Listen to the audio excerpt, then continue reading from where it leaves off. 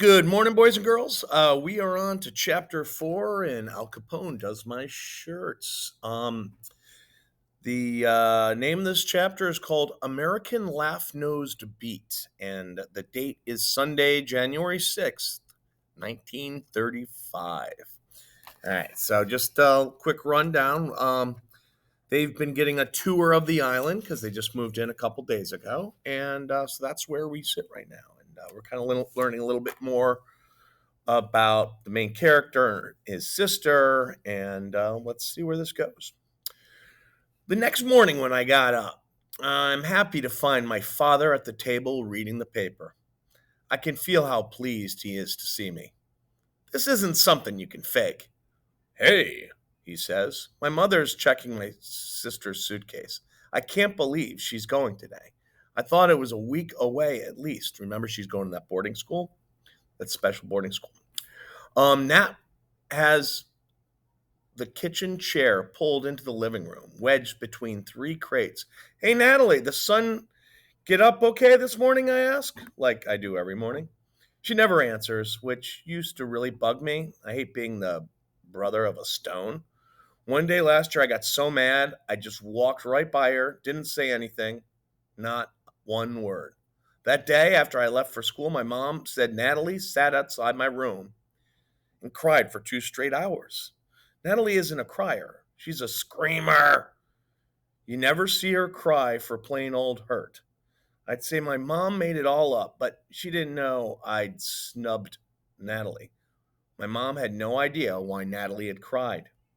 Now I ask Natalie about the sun every morning, and it only bothers me a little when she doesn't answer.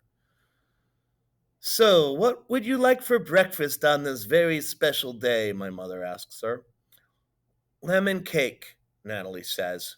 She says that every day, too. And every day my mom says, Silly sweet pea, you can't have lemon cake for breakfast. Why not? On a special day like today, lemon cake sounds like a fine idea. What you think, Moose? My mom asks. Sure, I say. My voice comes out high like a girl's. I never know whether I'm going to sound like Mickey Mouse or the giant on top of the beanstalk. Natalie turns all the way around and looks me straight in the eye in that weird way she has of suddenly being present after weeks of being somewhere else. Don't look at me. This wasn't my idea. If it were up to me, we'd be in Santa Monica right now, this very minute, I say under my breath. My father reads Natalie headlines from the newspaper, adding numbers to every one. Work resumes on the Golden Bridge. 103 men are put back to work. 2 quit. 7 scratch their heads. 5 have their feet up. 2 eat sausages for supper. 3 do not. Breakfast! My mother calls. Natalie holds her face 2 inches from the plate. She eats so fast it gives me a stomach ache. When my dad's not around, I don't eat with her, actually. Natalie Flanagan's whole family, Nat says when I sit down. I wonder if she knows what's happening. We've built the Esther P. Marinoff up like it's quite the place. Like maybe the King and Queen of England are sending their kids there too. But somehow in all this talking, we ignored the major thing. You don't come home from Esther P. Marinoff. Every morning when the sun comes up, that's where Natalie will be because she's going to boarding school. My father wipes his wide mouth with his napkin. What fun you're going to have, Natalie, with kids your own age, too. What age is that? I wonder. But I know what he means. Maybe she'll meet other kids like her. Maybe they'll recognize each other and communicate in their own peculiar way. When my mom has Nat ready to go, my father picks up her suitcase, hands Natalie her button box, and opens the door. Moose, my mom says as if she just noticed I'm here, I don't think you need to come along now. Fine with me. I don't want to go anyway. I don't look at her or my dad or Natalie.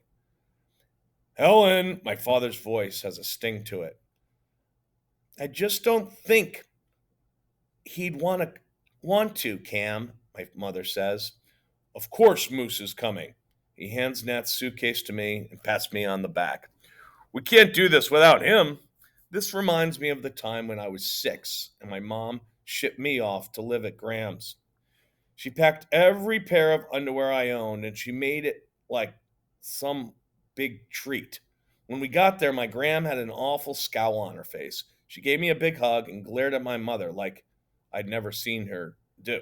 When my mom left, I heard Graham and Ed talking.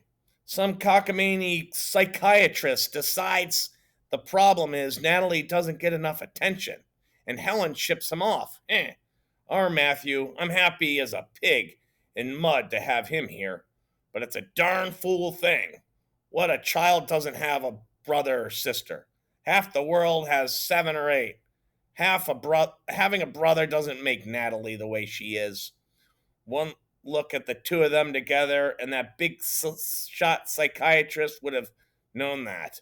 He's the one ought to have his head examined. It's gonna make Nat sicker just having Moose gone, I'll tell you. Early the next morning, my father woke me. Get your pillow, Moose, he said, snapping the buckles on my suitcase. We're going home. We're walking down to the dock now. Natalie is going extra slow. I worry we'll miss the boat, but maybe that's her plan. I like to think all these years have been part of her plan too. And one day, Nat will tell me it's all a crazy game she made up to see if we really loved her. My father jogs ahead. Yesterday, the boatman told us, we don't wait for nobody. Even God himself has to get down here on time. But somehow the big ex-Army steamship called the Frank M. Cokes is still there.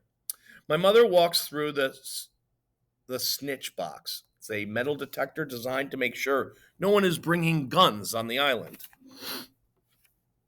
This new school is a good opportunity for you, Natalie, my mother tells her as I watch the boat guy unwind a rope as thick as my arm from the cleat. You're such a lucky girl to have this chance. Natalie says nothing. Her eyes are trained on a goal, wiggling a potato chip out from the wood slat bench. I look up at another bird high in the blue sky, and another skimming low over the green blue sea. My father has a book with him, McGregor's Illustrated Animal Book. He's bought it because it has a good index. Nothing pleases Natalie more than having him read the index of a book to her. Yes, the index. American leaf nosed bat, page 48, my father reads. American quail, page 232. American spiny rat, page 188. Tons of gulls are flying above our boat. We watch them, Natalie and I. Natalie is rocking more than usual, but it doesn't look out of place here. The boat rocks anyway. I count 229 birds, I say, pointing at the gulls. Bad moose, Natalie says. 9 birds, 9. I smile at her. I count 47 people on the deck. Bad moose, 11 people, 11. Natalie loves catching my mistakes. Once, when I was 7 or 8, she started bringing books to me. Big old ones like the dictionary or in the encyclopedia. She turned to the back and plunked the book on my lap. I couldn't figure out what she wanted. One day, just to get her to go away, I started reading the page she had opened. It was a history book, and the index was full of names and people and places. I got to this one, Machu Picchu, and I said something like, Machu Picchu. Machu Picchu. Bad moose, she says. Machu Picchu. I thought she was nuts until my mom informed me that that is actually how it's pronounced, Machu Picchu. My mother went straight to the library and checked out a big stack of history books for Natalie, but it didn't take long to realize it wasn't history Natalie was interested in. It's the indexes she loves. Any subject will do. We still don't have any idea how she learned the correct pronunciation of Machu Picchu, though.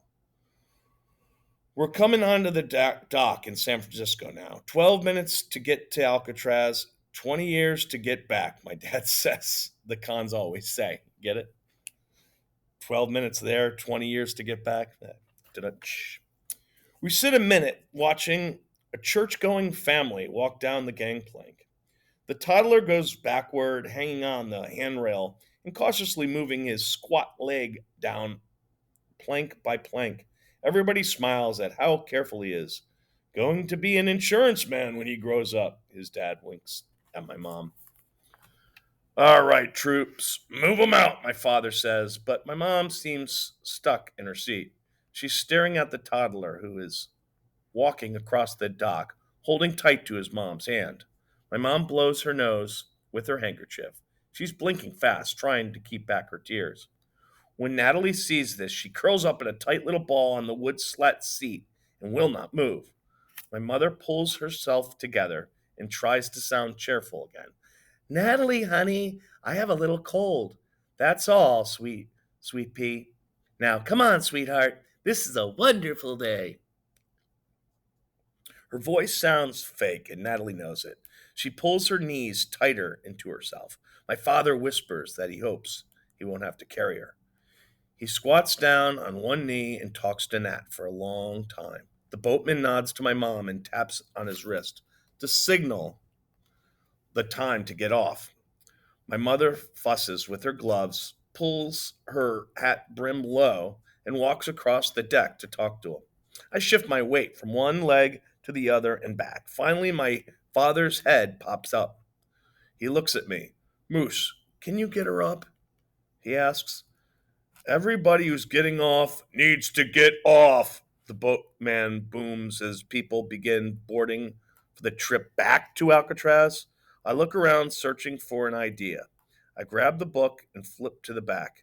American Laugh, Nosed Beat, page 3000, I say. Natalie is still curled up tight, but her head cocks a fraction of an inch. American Quail, page 200, I say. Now she makes a noise deep in her throat and bolts up. No, Moose. American Leaf Nosebat, page 48. American Quail, page 232, she says. I take a step toward the gangplank. American Spiny Rot, page 18, I say. Bad, Moose. Bad, bad, bad. American Spiny Rat, page 188. She shakes her head. Bad, but she is standing now, following me.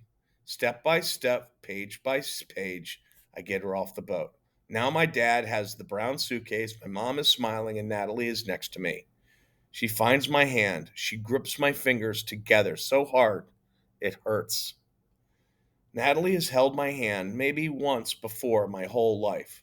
Why does she pick now for this?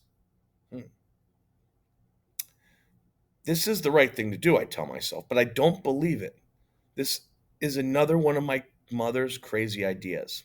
I feel sick to my stomach. I want to pull my hand away, but I don't. I keep walking. Good moose, obedient moose. I always do what I'm supposed to do. He's quite the brother, huh? All right.